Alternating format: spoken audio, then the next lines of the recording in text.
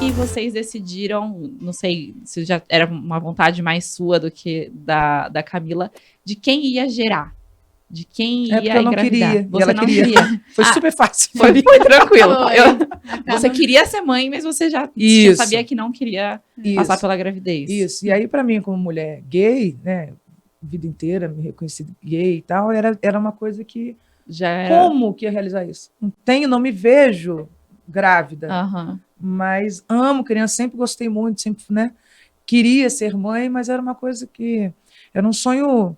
Acho que nem chega a chamar sonho. Era uma coisa muito engavetada, era um desejo absolutamente reprimido, né, escondido e amortecido. Então, quando eu conheci a Paula, e pum, é ela, e surgiu esse assunto, nossa, para mim foi... Por isso que eu não acho nada ruim. Nenhum dia ruim, nenhum momento ruim, nada. Com o Benjamin, com a Paula, nada. Porque, para mim, eu estou muito no lucro, né, de uma dádiva hoje, com medicina, com todas as possibilidades, né, embasamento de lei, a gente poder exercer nossa dupla maternidade, nosso amor materializar ali no Benjamin. Então, estendi a resposta, mas fazer questão porque eu achava que era muito inacessível um tratamento. Muito longe, muito distante, muito pouco, sabe? Uma coisa assim, muito de filme, né? E não é, né? Então, se tem alguém aqui assistindo a gente, que tem esse desejo, para mãe solo, com outra mãe, qualquer que seja, né? Existem... processos acessíveis e inacessíveis, né? Tem uns bem com a balinha velha, e uniu com a Paula ter o desejo fisiológico. Sim. Isso que você falou da questão das leis, né? Como que funciona isso na questão de duas mães? É tranquilo hoje? Aí é que eu tô falando aqui como não leiga mesmo, né? Não sei. Na verdade, hoje em dia, a regulamentação é igual, né? Para um casal hétero engravidar. Tem... você faz o tratamento, o contrato lá, né? Na clínica que você for fazer, e o tratamento é igual, né? Não tem algumas possibilidades que podem variar dentro do tratamento. Mas assim, na certidão de nascimento, filiação normal, tranquilo também. Tudo normal, só que dentro dos formulários a gente ainda encontra muito as formulários com pai e mãe. Isso é uma luta muito profunda e longa. A gente até entrou na justiça contra a Receita Federal, porque no CPF do Benjamin, quando você vai pesquisar o CPF, quando você for pesquisar lá, da GI, você vai colocar seu nome, vai aparecer, porque só tem o nome da mãe que pode ter acesso, pesquisar ali. E quando a gente pesquisava, só a Camila constava como mãe do Benjamin. E se eu colocasse meu nome, aparecia, este nome Paula não consta como mãe. E isso acontece com todas as famílias, não foi só com a gente entrou com um processo na justiça e a Receita Federal acabou incluindo o meu nome, mas não mudando o sistema. Ou seja, todas as outras pessoas que passam pelo mesmo, ainda não está resolvido. Então, é uma luta muito longa. Em todos os lugares que a gente chega... desde o salão de cabeleireiro até um órgão federal, é pai e mãe. Assim, é uma coisa... Estamos em 2022, né, gente? 2022, gente, vamos andar, né, um pouquinho. Você pega, vou dar um exemplo, adiantando aqui, gosto do exemplo do shopping, banheiro, que tem fraudário, normalmente aonde? Só no feminino. No feminino. A gente tem amigos, 2 pais, eles têm que trocar onde? No banco da praça de alimentação? Cadê mundo novo, diversidade, a gente tá aqui, sabe? Tipo, não, então... e voltando ainda para isso, né? Do pai, muitas vezes, ser mais omisso no cuidado com o filho, um casal hétero, né? O quanto a sociedade também, lógico que tem muito mais do homem ali, mas o quanto também a sociedade e essas questões também não contribuem para que a mulher só fique nesse lugar de cuidado, né? Se o seu marido quer trocar a Giovana no shopping, ele não pode. Não, a gente tem muito essa questão, porque normalmente é ele que troca mais ela do que eu. E aí ele vai, não tem, ou só tem... Aí às vezes tem o banheiro da família, ou enfim, aí ok. Mas normalmente se você vai no masculino, não tem. E a gente foi em alguns casamentos, em alguns eventos que não tinha, só tinha no feminino. Ele falava, então eu vou entrar. E entrava no feminino, eu vou trocar minha filha. Nossa, adorei ele. E aí ele, eu vou Já entrar. Adorei. Como que eu vou trocar ela? Então, a gente falava, cara, que absurdo, como que não tem? E se ele tá sozinho com ela? Ele não vai poder trocar? Então, a gente passa por essas questões, assim. Mas e é doido que antes de ter... A gente nunca prestou atenção em onde tinha fraudário e tal. Então a gente tá passando por isso agora. A gente até falou, será que no nosso casamento tinha doideira? Porque a gente não pensava nisso. Mas aí hoje a gente vê isso, a gente fala, e aí, como que vai trocar? E aí, quando é em shopping, se não tem lugar, não sei o que, aí, troca aqui mesmo, é complicado, é difícil. Sim. Não, e de questão de certidão, de registro e tal, foi processo também normal, como qualquer outra pessoa que registraria. No hospital eu desci lá no cartório, fiquei emocionada lá enquanto eu estava esperando, porque eu era a única mulher, a única outra mãe, no resto tinham 4 homens e eu. E eu fiquei super emocionada, me achando. Eu falei, eu sou outra mãe. Fiquei contando pros caras ali, que eu fiquei super feliz.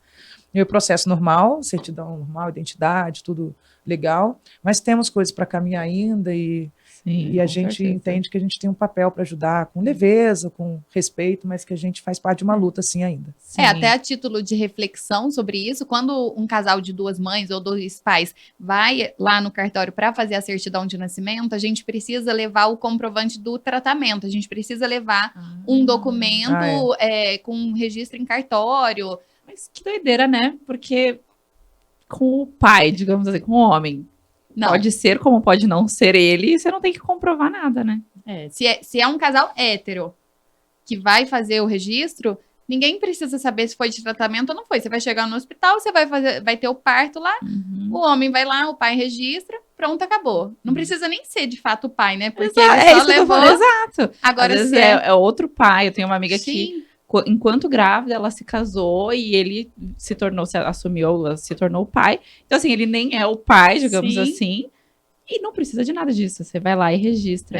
Mas é só pra gente refletir mesmo, né? O quanto a gente ainda precisa caminhar. Por que famílias homoafetivas precisam comprovar tanto, né? Porque tem casais que fazem tratamento hétero, que fazem tratamento e não precisa sabe. de nada disso.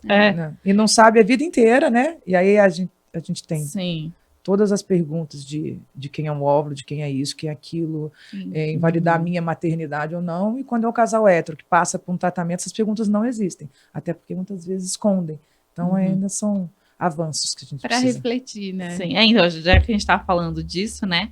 E como que é isso na internet, né? Porque rola esse preconceito, com certeza. Infelizmente, a gente vive ainda num mundo que rola muito preconceito. Então, como que tem sido para vocês?